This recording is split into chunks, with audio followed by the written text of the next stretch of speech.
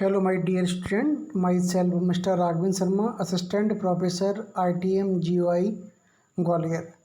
Today, I will be discussed about analysis of uniformly tapering circular rod या circular bar. ये हमारा stress strain का lecture number 13 है। इस टॉपिक को डिस्कस करने से पहले हमने कुछ प्रीवियस भी वीडियो आपके लिए तैयार किए थे, वो आपको LMS पर और आपकी यूट्यूब चैनल जो ITM GUI का यूट्यूब चैनल है उस पर आपको अवेलेबल है स्ट्रेंथ ऑफ मटेरियल के सेक्शन में इन मैकेनिकल इंजीनियरिंग डिपार्टमेंट के अंदर। स्टूडेंट, हम यही आपसे सजेस्ट करना चाहेंगे कि इस वीडियो लेक्चर को देखने से पहले आप जो प्रीवियस वीडियो लेक्चर जो हमने तैयार किए हैं आप उसको देखना ना भूलें। उसको देखकर अगर आप इस वीडियो लेक्चर को देखेंगे तो आपको इस वीडियो लेक्चर को अच्छे से प्रिपेयर होगा और अच्छे से जो कोई कॉन्सेप्ट इस वीडियो लेक्चर में हमने यूज किए वो इजीली समझ में आएंगे। उस वीडियो लेक्चर के अंदर जैसे हमने पुराने इसके पहले हमने volumetric strain on the circular rod on and the 3D stresses and volumetric strain on the rectangular bar, तो ये सब हमने प्रीवियस आपके जो वीडियो लेक्चर हैं उसमें मैंने डिस्कस करे हैं। इसके बाद हम इस वीडियो लेक्चर को आगे प्रिपेयर कर रहे हैं। इस वीडियो लेक्चर में आपका क्या आउटलाइन है, तो सबसे पहले इसकी लर्निंग आउटकम, इसके बाद explain analysis of uniformly tapering circular rod, then exercise and text book और references used in the video lecture. सबसे पहले हम बात करते हैं इस वीडियो लेक्चर का लर्निंग आउटकम क्या होगा। At the end of course student will be able to understand analysis of uniformly tapering circular rod या circular bar. Then student will be able to understand, explain reflection in uniformly tapering circular bar, and student will be understand stress indeed in the uniformly tapering circular bar। तो ये सब बातें हम आज इस video lecture में discuss करेंगे। ठीक है, तो इसके बाद हम आइए analysis of uniformly tapering circular bar discuss करते हैं। Analysis of uniformly tapering rod, तो ये बार रॉड कहें या इसको बार भी कह सकते हैं। तो ये bar uniformly tapering from diameter D1, ठीक है, at one end diameter D2 at other end as shown in figure. इसका फिगर हम देखते हैं कि इसका फिगर कैसा बनेगा यूनिफॉर्मली बार का। तो इसका डायग्राम बनाते हैं। सबसे पहले हम इसकी सेंटर लाइन है, ठीक है। तो थोड़ा सा ये यहाँ से कैसा है, इसके जो डायमीटर हैं एट इनलेट एट आउटलेट पर वो कैसे हैं, डिफरेंट डायमीटर हैं इसके।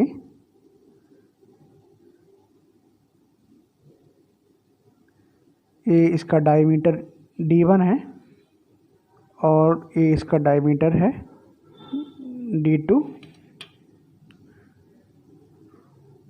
ये आपका फिगर ऐसा कुछ होगा, ठीक है। तो इसका जो आपका ये डायमीटर मान लेते हैं वन एंड पर आपका कितना है D1, एट अदर एंड पर जो डायमीटर है वो कितना है आपका D2, ठीक है। इसमें जो फोर्स लग रहा है आपका, इसमें जो लोड लग रहा है इसके ऊपर वो कितना लग रहा है, वो लग रहा है आपका P, ठीक है। तो हम मान लेते हैं इस सेंटर लाइन के एलोंग ए फोर्स का कितना लग रहा है, P फोर्स लग रहा है। इस पर P फोर्स एक्ट कर रहा है, ठीक है। ये P फोर्स एक्ट कर रहा है, ठीक है। तो let's P equal to axial tensile load on the bar, ठीक है, and L equal two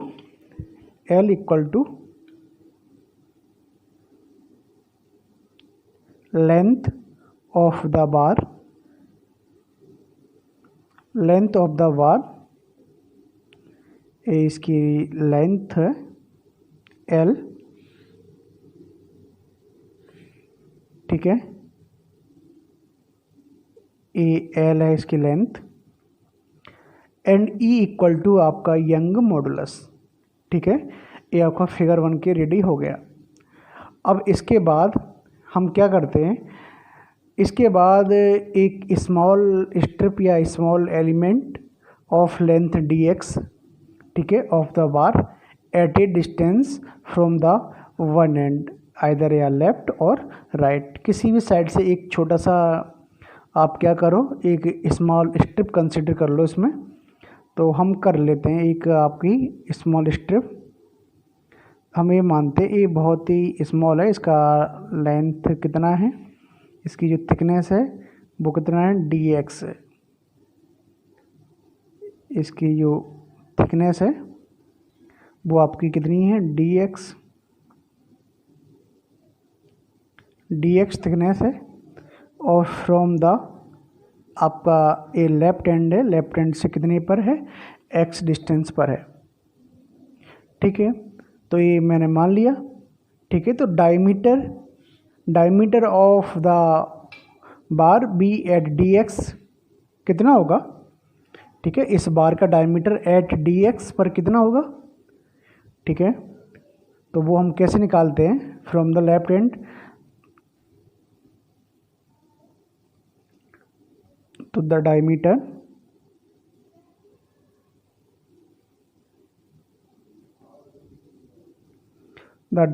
of the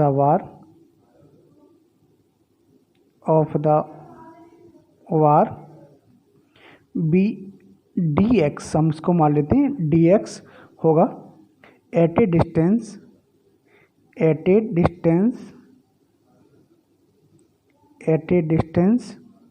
x from the left and,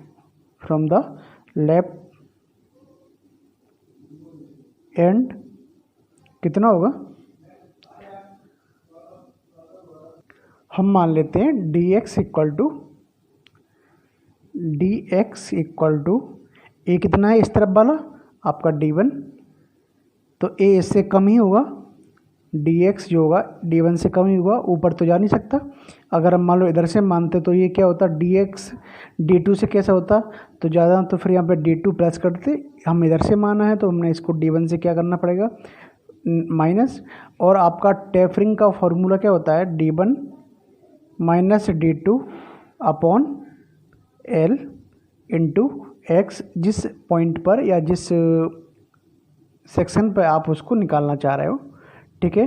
तो ये आपका क्या निकल गया, dx का पूरा डायमीटर आ गया, ठीक है, जो एलिमेंट आपने माना था इसका। अब इसको हम क्या कर सकते हैं, यहाँ पे इसको हम k मान लेते हैं, क्या मान लेते हैं k, तो d1 minus d2 upon l, इसको मान लिया मैंने k। तो हम इसको कैसे लिख सकते हैं, dx को d1 माइनस kx, ठीक है, ये हमारा dx का फॉर्मूला हो गया, ये हमारा डायमीटर ऑफ द एलिमेंट है, ठीक है।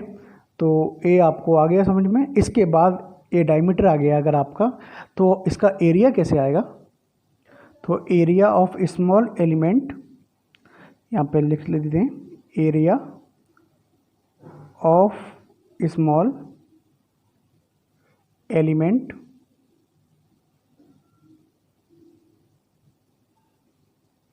कितना होगा, स्मॉल एलिमेंट का एरिया आपको पता है ax equal to π/4 into dx जो आपने माना था उसका होल स्क्वायर, dx की वैल्यू कितनी थी आपकी π/4 इंटू d1 माइनस kx का होल स्क्वायर।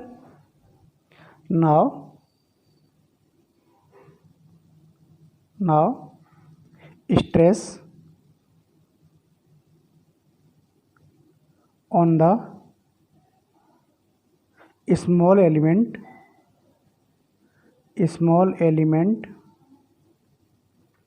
स्ट्रेस कितनी होगी आपका sigma x equal to load P upon A x, ठीक है, पी अपॉन ए एक्स। अब पी तो पूरी में आपका ट्रांसफ़र हो रहा होगा, पूरी बार पे एक ही लोड लग रहा है, तो उसके अंदर भी क्या आएगा, पी आएगा। तो इसमें अगर हम ए एक्स का वैल्यू रखेंगे तो P upon pi by 4 into D one minus K x का होल स्क्वायर, ये वैल्यू आ जाएगी इसकी। इसके बाद ठीक है, तो इसको हम थोड़ा सा सिंप्लीफाई ऐसे कर सकते हैं, 4p, ये 4 ऊपर चला जाएगा तो पाई D one minus K x का होल स्क्वायर, ठीक है, ये आ गया।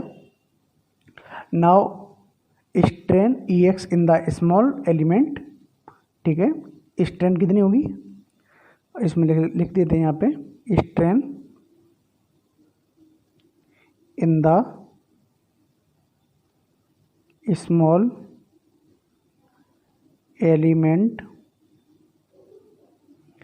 स्ट्रेन कितनी होंगी इसमें स्मॉल एलिमेंट पर, ठीक है, ये आपने हुक्स लॉ से पढ़ रखा है, E x equal to sigma x upon E, ये आपने हुक्स लॉ से पढ़ रखा था।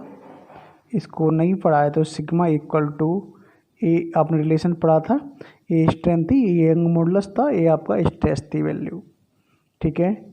यहाँ से अगर स्ट्रेन निकालेंगे तो सिग्मा अपॉन ई आएगा, ये रिलेशन आपको पता है।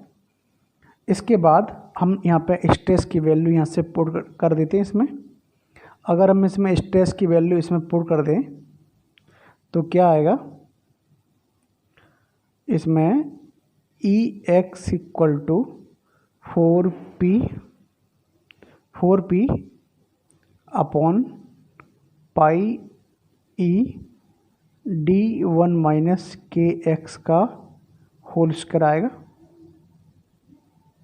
ये इसमें आ जाएगा। ये आपका स्ट्रेन इन स्मॉल एलिमेंट आ गया, ठीक है। तो इसके बाद हम extension in the small element length of D x, small element की लेंथ कितनी मानी थी आपने, डी एक्स माना था, ठीक है। तो इलोंगेशन बोल रहे हैं, एक्सटेंशन कह दें इसको, एक ही बात है। तो इलोंगेशन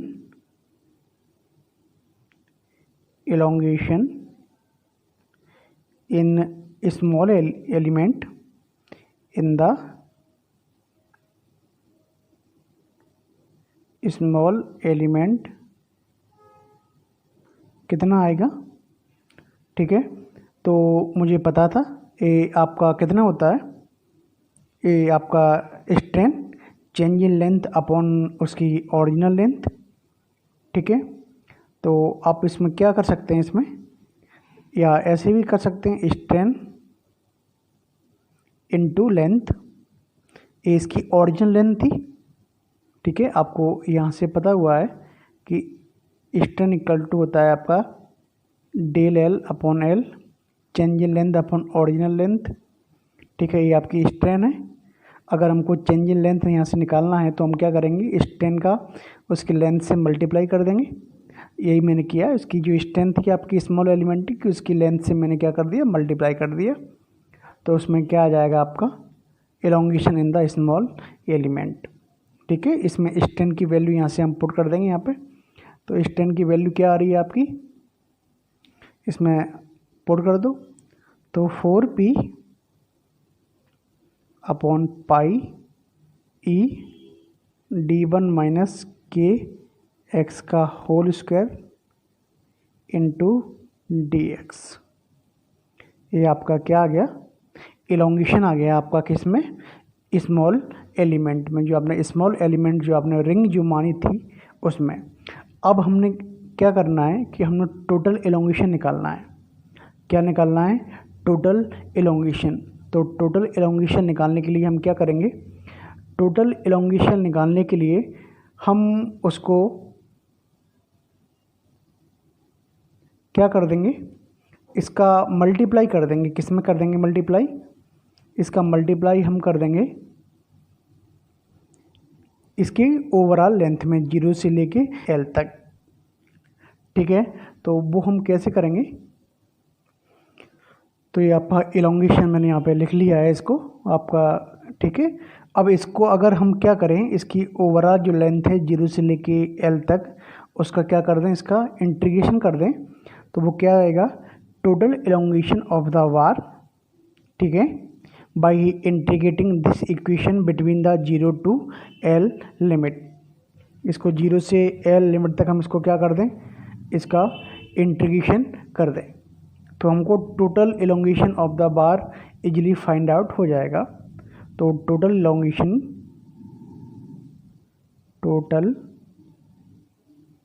एलोंगेशन, ठीक है, डेल एल इक्वल टू ये आपका total elongation in the bar है। ठीक है, तो डेल एल इक्वल टू कैसे आएगा, इसको हम इस वाली इक्वेशन को क्या कर दें, 0 से लेके L तक, ठीक है, इंटीग्रेट कर दें, तो 4p/पाई E d1 minus K x का whole square into D X. ठीक है, इससे आ जाएगा। अब इसमें से हम क्या करें, ये हमारा जो भी कांस्टेंट टर्म है उसको हम बाहर निकाल लें। ये कांस्टेंट टर्म को बाहर निकालेंगे तो कौन सी टर्म कांस्टेंट है, 4p/पाई ई, इसको हम बाहर निकालेंगे तो अंदर क्या बचेगा, 0 से लेके L तक जो लिमिट है, और इसको अगर हम ऊपर नीचे वाली टर्म को ऊपर ले जाएंगे तो पावर किस में हो जाती है, उसकी माइनस में हो जाती है। तो d1 है, d1 माइनस के एक्स का whole square minus 2 into D X, इसको ऐसे कर लेंगे।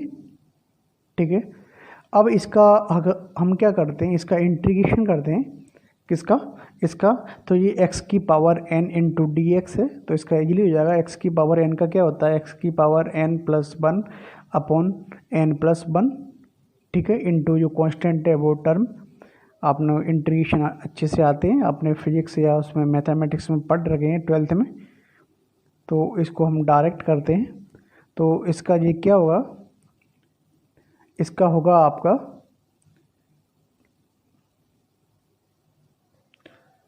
तो इसका कैसे होगा, d1 माइनस के एक्स की पावर -2+1 अपॉन -2+1 इंटू 1/-के, और जो लेंथ है आपकी कहाँ से कहाँ तक जाएगी, 0 से लेके L तक, ये हो जाएगा इसका इंटीग्रेशन। अब इसको क्या करते हैं हम, डायरेक्ट वो कर देते हैं, तो 4p/पाई ई। ठीक है, एक टर्म माइनस का है तो माइनस माइनस प्लस, और के को हम बाहर ले लें अगर, क्या हो जाएगा, और ए क्या बचेगा, 1 माइनस के एक्स -1 और 0 से लेके L तक ए बचेगा इसमें। अगर ए बचेगा तो हम इसको क्या करते हैं, 4p/पाई ई के, 4p/पाई ई के, ठीक है, और इसको 1/d1 माइनस के एक्स का ई, ऐसे भी कर सकते हैं इसको हम। ठीक है, ए कर लिया।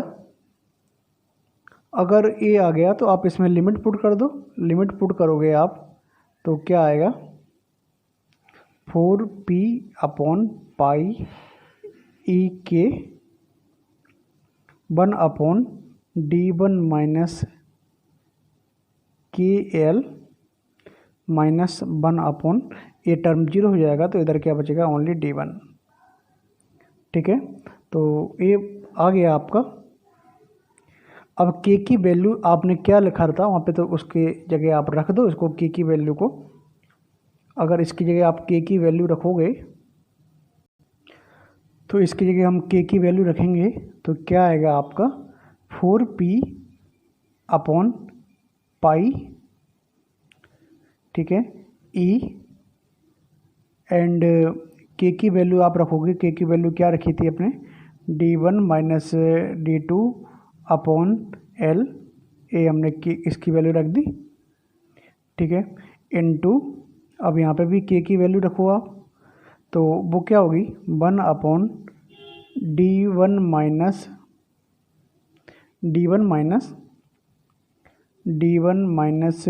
d2 upon L into L minus 1 upon d1। तो ए आ जाएगा आपका।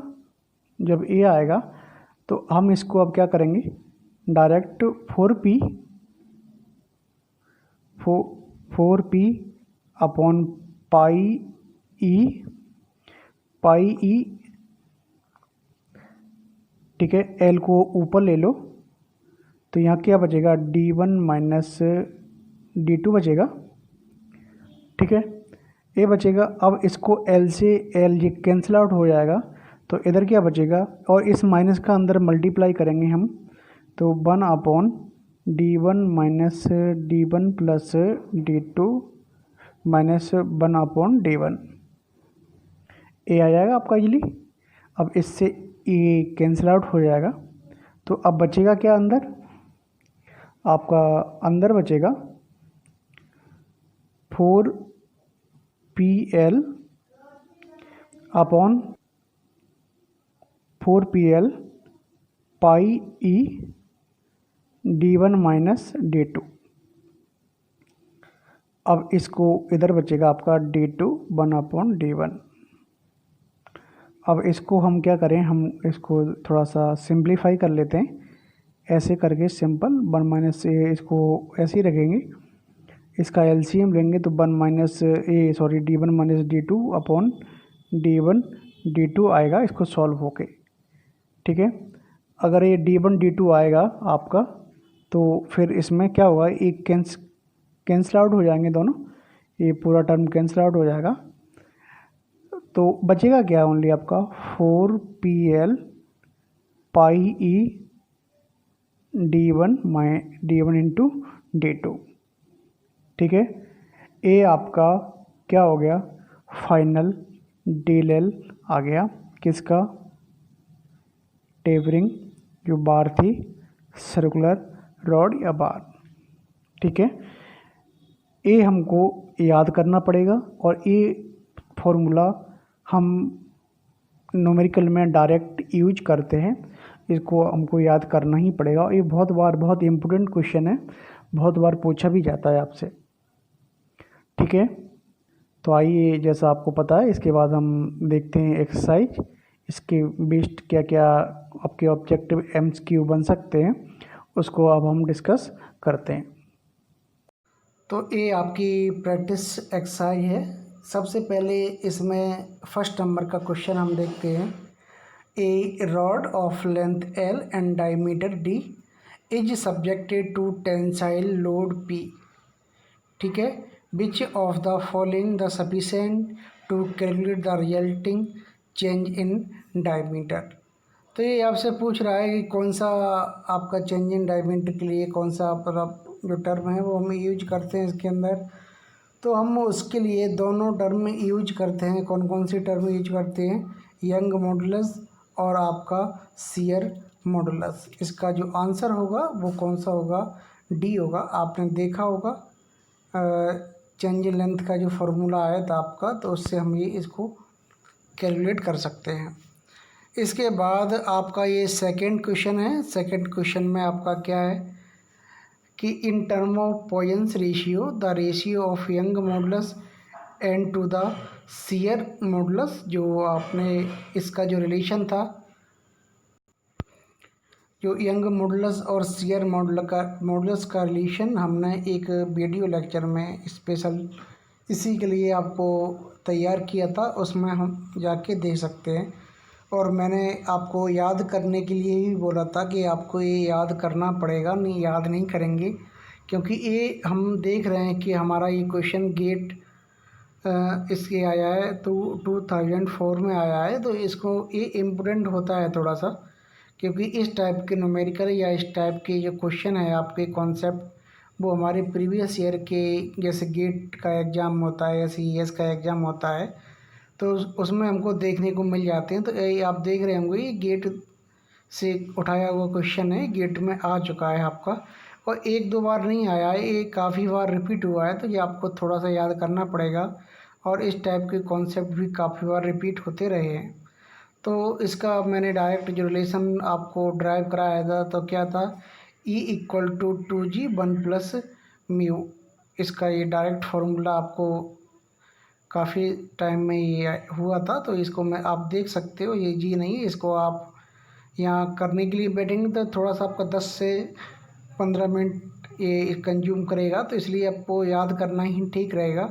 जब आपको ड्राइव करने के लिए आए तो वहाँ पे आप ड्राइव कीजिए, नहीं ड्राइव करने की ज़रूरत नहीं है, डायरेक्ट इसको याद कीजिए और फॉर्मूला पुट कीजिए और वैल्यू फाइंड कीजिए। ठीक है, तो इसका जो आंसर होगा वो होगा ए ऑप्शन। इसके बाद हम बात करते हैं थर्ड क्वेश्चन की। थर्ड क्वेश्चन है हमारा, relationship between the Young modulus and the bulk modulus and Poisson's ratio is given by. तो ये क्वेश्चन भी हमने एक आपका प्रीवियस जो वीडियो लेक्चर था उसमें डिस्कस किया था। तो ये हमको क्या था इसके अंदर, E = 3k1 - 2μ।